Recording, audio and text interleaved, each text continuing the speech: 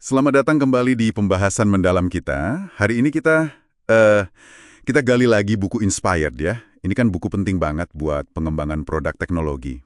Kita pakai kutipan-kutipan dari bab 51. Misi kita kali ini mau coba bongkar satu ide penting dari bab itu. Kenapa sih nguji nilai sebuah ide produk itu? Jauh lebih penting daripada sekedar nguji produknya bisa dipakai atau enggak. Jadi bukan soal bisa pakai enggak, tapi bakal dipilih enggak sih buat dipakai. Oke deh, yuk kita bedah. Kenapa ya konsep nilai ini jadi dasar banget gitu? Kayaknya banyak tim fokusnya ke fitur dulu, ke usability. Nah, Anda pas banget tuh nyinggung intinya. Bab 51 ini dia ngenegesin satu hal yang sering kelewat. Kutipannya kuat banget. Cuma karena orang bisa pakai produk kita, bukan berarti mereka bakal milih buat pakai. Gitu kan? Pengguna itu ya cuma mau repot ganti solusi lama mereka, termasuk solusi seadanya bikinan sendiri, kalau mereka ngerasa ada nilai tambah yang jelas. Tanpa itu, ya usaha kita bisa sia-sia aja sih. Oh, jadi ini kerasa banget ya efeknya kalau kita mau narik orang dari kebiasaan lama atau dari produk yang udah mereka pakai. Harus ada alasan kuat banget buat pindah gitu ya. Persis, sumbernya bilang kalau nilai produknya nggak kerasa jelas buat target pengguna, mau sebagus apapun usability-nya, reliability-nya, bahkan performanya, ya jadi nggak relevan gitu. Nilai itu kayak saringan pertamanya lah.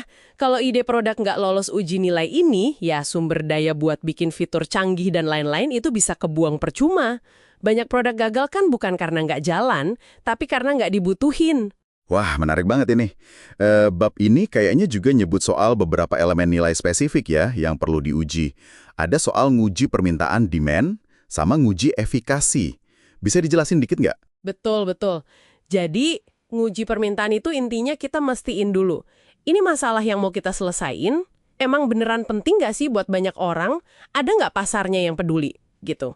Sementara kalau nguji efikasi, itu lebih ke bukti awal konsepnya.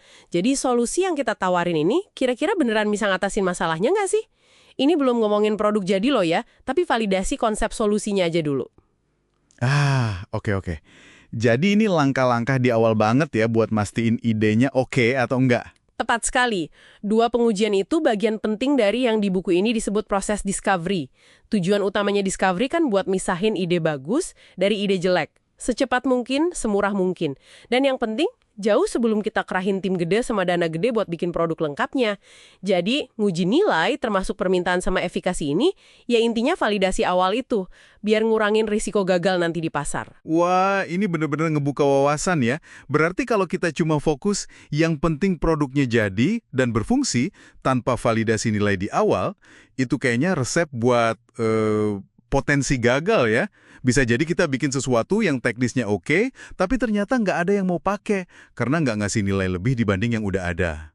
Tapi bukannya agak susah ya nguji nilai yang abstrak gini sebelum ada produk beneran buat dicoba? Nah, itu pertanyaan bagus banget. Dan emang itu tantangannya. Ngukur nilai sebelum ada produk jadi itu nggak gampang, perlu kreativitas.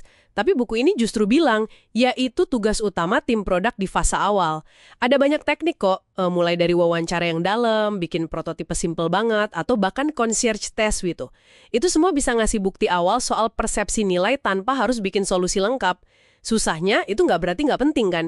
Justru karena susah, kalau bisa divalidasi di awal, itu berharga banget buat hindarin buang-buang sumber daya nanti. Oke. Jadi, apa nih rangkuman pentingnya buat Anda, pendengar kita? Intinya gini, validasi persepsi nilai dari ide produk itu langkah dasar yang nggak bisa ditawar deh. Apalagi sebelum Anda keluarin banyak waktu, tenaga, sama biaya buat bangun produknya.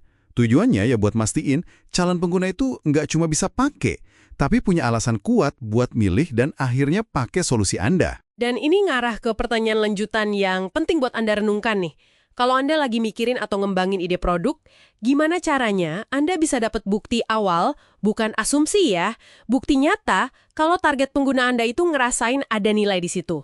Buktinya harus lebih dari sekedar daftar fitur atau klaim fungsi aja gitu. Iya. Dan sebagai penutup nih ya, satu pemikiran buat Anda bawa pulang. Kalau Anda nggak bisa nunjukin bukti atau paling nggak potensi nilai yang kuat dari ide produk Anda, bahkan sebelum produknya jadi, seberapa yakin Anda kalau orang-orang nanti bakal milih produk Anda itu di tengah banyak pilihan lain?